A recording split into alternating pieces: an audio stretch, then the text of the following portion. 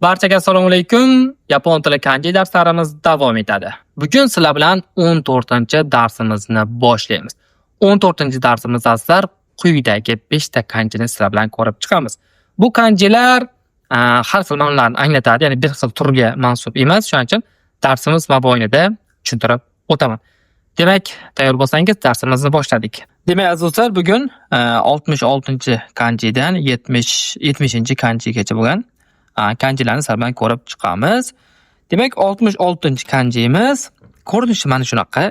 Zo'r kanji ten deb o'qiladi. Bitta o'qilish bor o'zi. Ya'ni jannat degan ma'noni bildiradi. Jannat deganda aynan o'sha osmondagi dunyo degani, osmon degan ma'nolarda ham ishlatiladi, ya'ni ten. Keling, so'zlarni ko'rib chiqaylik, keyin aniq yaxshi tushunib olasiz. Demak, 4 urinishda yozilar ekan. Ketdik. 1 2 3 4. Demak, ketdik. 1 2 3 4. 1 2 3 4. 1 2 3 4. Endi ma'nolarga keladigan bo'lsak, azizlar, o'zi keladigan bo'lsa ten deb o'qiladi. O'zi bitta o'zi keladigan o'zi bitta o'qilishi bor. O'zi osmon, xullas, osmon, hayvonga qarang. Men aytdim, hayvon degan ma'nosi ham bor ingliz tilida. Sky degan ma'nosi ham bor. Ya'ni osmon, jannat degan ma'nolarda ham keladi. Keyingisi endi qarang. Mana bu osmon o'sha. Mana bu-chi ki degan kanji, adashmasam bundan keyingi kanjimiz bu holat, ruhiyatni belgilaydi. Endi qarang, osmonning holati, osmonning ruhiyati tenki ob-havo degan ma'noni bildiradi. Kanjilarning mana shu taraflari zo'r.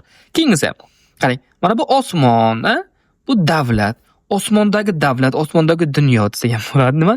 Tengoku jannat degan ma'noni bildiradi. Ingliz tilida paradise. Tushuntirib oldimmi?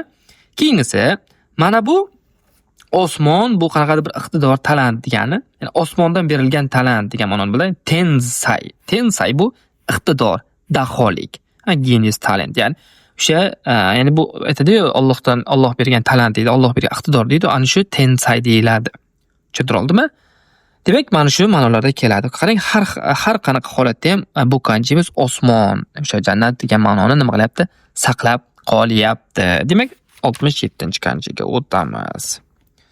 Demak, 67-kanjimiz azizlar, ko'rib turgan bo'lsangiz, ko'rinishi shunaqa, simaylarni qo'ying, mana holat, ruhiyat degan ma'noni bildiradi. Bu yerda sal anaqa o'zgartirmagan ekanman, qo'lda yozib qo'ydim. Ki deb o'qiladi bu, o'zi bitta o'qilishi bor. Qarang, bu ham zo'r kanjilar. Bitta o'qilsa yaxshi-da, o'sha bitta o'qilishni bilib olasiz, erta chalg'imaysiz. Kayfiyat, ruhiyat degan ma'noni bildiradi. 6 urinishda yoziladi. 1 2 3 4 5 6. Demak, ketdik. 1 2 3 4 5 6. 1 2 3 4 5 6. 1 2 3 4 5 6. Endi azizlar, yuzga yuz xuddi mana shunaqa qilib yozish qiyin, lekin umumiy ko'rinishi shunga o'xshasa bo'ldi. Yaponlar kanjilar shunaqa yozadiki, u kanjiligini 2 soat qarasangiz ham topilmaysiz-da. Ya'ni juda xunuk yozadigan yaponlar ham bor. Mana shu kanjilar eng chiroyli kanjilar deyiladi.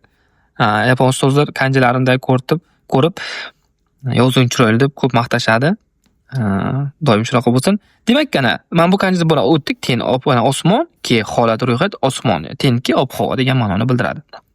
Tenkyo do desu degan bu ob-havo qanaqa degani. Ash tenki juda ko'p ishlatiladigan so'z. Endi mana bu odam, bu endi ruhiyat, holat deb tarjima qiling, ninki degani mashhur, ommabop, ya'ni qanaqadir bir o'yin borki, o'sha ninki, qanaqadir bir urf odat borki, ninki, yana ommabop, hamma qiladi. Xuddi shu ninki degan ma'nolarda ham mana shu kanji ishlatilinadi. Ya'ni odamlarning ruhiyati, ya'ni odamlarni bir joyga yig'adigan narsa degan ma'no. O'zi bunda ham kanjilarda albatta ma'no bor. Keyingisi kyotsukeru degan so'z bor. Aynan, ya'ni ehtiyot bo'lmoq degan ma'noni bildiradi. Ehtiyot bo'lish degan, masalan, yo'lda o'tayotgan payting ko'rma, ya'ni mashinaga ehtiyot bo'l yoki nimadir qilayotgan payting mana bu narsaga ehtiyot bo'l. Kyotsuke degani, ya'ni ehtiyot bo'l, biz aytamiz, sal ehtiyot bo'lgin, sal oyog'ingda nimadir bor, ehtiyot bo'l. Shu payt kyotsuke degan mana shu so'zdan foydalanadi. Kanjisi mana shunaqa. Tushuntirib oldimmi? Keyingisi bu kayfiyat, ruhiyat, bu ushlab turish. Ya'ni kayfiyat, ruhiyat ushlab turish, kimochi, kayfiyat, ruhiyat, holat degan ma'nolarni bildiradi. Kimochi degani mening kayfiyatim. Kimochiga do desu ka? kimoji va do deska oxir qo'shilmaydi. Ya'ni ruhiyat qanaqa, kayfiyating qanaqa degan ma'nolarda ishlatsangiz bo'ladi. Kayfiyat ruhiyatda aynan mana shu kanjidan nima qilinadi? Foydalaniladi. Demak, davom etamiz. 68-kanjimiz. Demak, 68-kanjimiz azizlar. Qarang, sal to'g'rilab olay. Zo'r kanji. Juda ham zo'r kanji. Mashinani ma'nosini bildiruvchi, kuruma, ya'ni kuruma deb o'qiluvchi, ko'rinishi shunaqa, mashina degan ma'noni bildiruvchi kanji hisoblanadi. Aslar kuruma deb o'qiladi, o'zi keladigan bo'lsa, asosan kanjilar bilan sha deb o'qiladi. Demak, 7 ta urinishda yozilar ekan. Ketdik, qarang. 1 2 3 4 5 6 7. 1 2 3 4 5 6 7. 1 2 3 3 4 5 6 7.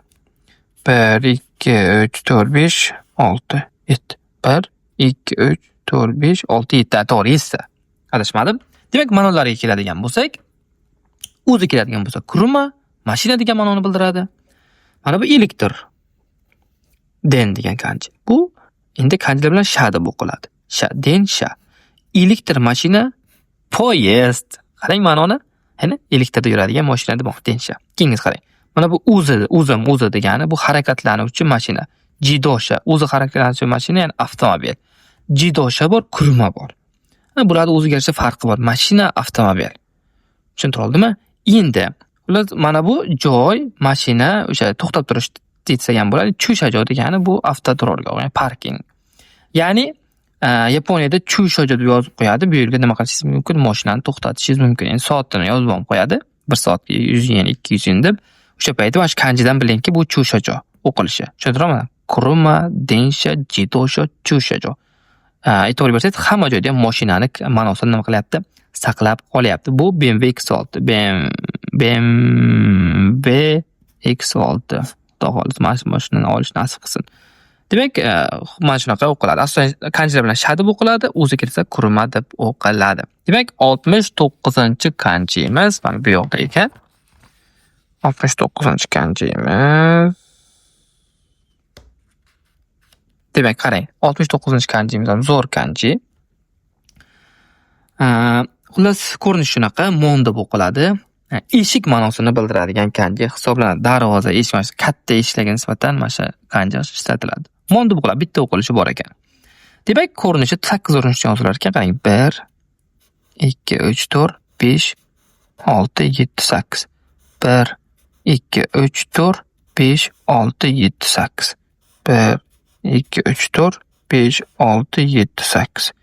1 2 3 4 5 6 7 8. Demak, 8 urinishda yoziladi. Qiyin kanji emas. O'zi keladigan bo'lsa, mon deb o'qiladi, o'zi bitta o'qilishi bor. Demak, eshik kirish joyi degan ma'noni bildiradi. Endi, mana bu to'g'ri degan kanjini bildiradi. Mana bu eshik, ya'ni to'g'ri eshik, haqiqiy eshik degan, seymon degan asosiy kirish joyi degan, ya'ni asosiy kirish joyi. Aynan seymon deyiladi. Keyingisi, mana bir mutaxassislik, xullas mana eshigi bo'lsa, ya'ni senmon degani, ya'ni mutaxassislik eshigi, ya'ni bir soha, aynan mutaxassislik deyiladi. Masalan, Yaponiyada senmon gakko bor, ya'ni maktab, mutaxassislik maktabi. Qanaqadir mutaxassislikka kirish uchun o'rgatiladigan maktabda aynan senmon gakko deyiladi. O'shanda mana shu kanjida yoziladi. Keyingisi, mana bu kirish, bu eshik. Pneumon degan kirish, ya'ni kirish o'zimma kirish degani pneumon deyiladi. Aynan bu pneumon degani azizlar beginner, ya'ni eshikka nisbatan emas, bular sohaga nisbatan kirish. Masalan, Kayki pneumon degan bizning darsimiz bor. Ya'ni Kayki degani o'sha hisob-kitob, buxgalterlik desak, ana shu buxgalterlikka kirish Kayki pneumon degan darsimiz bor. Yoki Kizay pneumon, ya'ni iqtisodga nima deydi? Kirish degan darslarda ana shu pneumon degan kirish. Qaysi darslarga kirish? Bizda anaqa bor-ku, nima edi? O'qishlarda. Xullas esimga kelmadi. O'sha bitta so'zi bor edi, aynan bitta mutaxassislikka kirish va hokazoda ishlatilinadi. Demak, mana shu xullas 69-kanjimiz, 70-kanjimiz azizlar. 70-kanjimiz mana buni orqasida edi, adashmasam. Mana 70-kanjimiz, ekranga to'g'rilab olamiz. Demak, azizlar, mana 70-kanjimiz buni ya'ni hiro degan ma'noni bildiradi. Ya'ni tushki vaqt, aynan tushki vaqt, ko'rinishi shunaqa. Aynan tushki vaqt deb quyosh emas azizlar. Go deb o'qiladi, bitta o'qilishi bor, zo'r. Demak, to'rt urinishda yozilar ekan. 1 2 3 4. 1 2 3 4. 1 2 3 4. 1 2 3 4. Yoki bu bilan buni ketma-ketlikda sal chalg'igan bo'lishi mumkin yoki bunisi o'tib bunisi nima kelishi mumkin. U muhim emas, muhim mana shunaqa kanji. Sigirdi kanjisi bor-da, akalar. Mana sigirdi kanjisi nima edi? Mana bunaqa tepadan chiqqan edi. Bu chiqmaydi. Farqi bor. Qarang, mana shu 3 agar hozircha chiqarib qo'ysa mana uchini, tepasini. Bu sigirdi kanjisi bo'lib qoladi. Bu tushki vaqt. Endi qarang. Ma'nolari keladigan bo'lsak, azizlar, gozin degan so'z bor. Ya'ni bu oldin degani bu tushdan oldin, ya'ni soat, masalan, soat 12, masalan soat 12, to'g'rimi? Abitga 12. Shundan oldingi vaqt, to kechqurun 12 gacha bo'lgan vaqt nima deyiladi? Gozin deyiladi. Ya'ni kechqurun 12:00 dan abitga abit emas, o'sha abitgacha 12:00 gacha, ya'ni gozin deyiladi Yaponiyada. Bizda mana AM bilan PM bor-ku soatlarda. Mana shuni AM'i aynan mana shu gozin. Mana bu ingliz tilida AM ga to'g'ri keladi. Tushuntira oldimmi? Endi mana bu esa bu keyin deganisi bu tushdan keyin gogo deb o'qiladi. Bu teskari abitdan o'sha abitga 12 dan tortib abitdan keyin shom va kechqurun soat kechqurun 12 gacha bo'lgan soat bu PM deyiladi mana. AM PM. Menimcha tushundingiz. Mana shu gozin. Masalan sizga Yaponiyada soat qachon vaqting bo'ladi desangiz, masalan, shu abitgacha demoqchi bo'lsangiz gozinchu deb ishlatasiz. Abitdan keyin gogo deb ishlatsangiz bo'ladi. Yoki soat masalan 3 da qaysi soat 3 da? Ertalab tong sahar 3 mi yo abitdan keyin 3 mi degan payt mana shuni bir ko'rsangiz bo'ladi. Gozin masalan 3 bo'ladigan bo'lsa, ertalab 3 bo'ladi. Agar gogo 3 bo'ladigan bo'lsa, abitdan keyin 3 bo'ladi. Masalan, bir voqea deydi, ertaki soat 3 da deydi, mana bu voqea bo'ldi desa, qachon? Abitdan keyinmi, ertalabmi deysiz-ku? Ana shu paytda mana shunday so'zlarni ishlatsangiz bo'ladi. Keyingisi mana bu to'g'rini kanjisi, bu o'sha tushki shogo degan tushki payt. Aynan o'sha 12:00 mana soat 12:00 dan aynan nima deyiladi? Shogo deyiladi. O'sha vaqt shogo deyilar ekan. Keyingisi mana bu o'sha tushki vaqt, bu suy, ya'ni uyqu ma'nosini bildiradi. Ya'ni tushki uyqu, gosuy degani aynan tushki uyqu. O'sha aynan abitdagi bir ozroq uxlab olsangiz, ana shu nima qilgan bo'lasiz, o'sha gosuy qilgan bo'lasiz. Demak, har qanaqa holatda ham mana shu o'sha vaqtga nisbatan aynan tushki degan ma'noni nima qilyapti? Saqlab qolyapti. Azizlar, mana 14-darsimiz ham o'z nihoyasiga yetdi. Har doimgidek, O'qay kanji Telegram kanalidan kirib, dars mana bunday kanjilarni mashq qilish uchun praktik sheetlarni chiqarib, mashq qilishni esdan chiqarmang. Undan tashqari, videomiz yoqqan bo'lsa, kommentariyada video haqida o'z fikringizni va bitta like tugmasini bosishni esdan chiqmasin va kanalimizni maksimal yapon tilini o'rganayotgan tanishlaringizga ulashib qo'yish esdan chiqmasin. Xuddi shunday yapon tili va Yaponiya haqidagi qiziqarli ma'lumotlarni o'tkazib yubormaslik uchun bizning ijtimoiy tarmoqlarga a'zo bo'lishni unutmang. E'tiboringiz uchun rahmat. Keyingi qiziqarli darslarda ko'rishguncha xayr, sog' bo'ling, salomat bo'ling.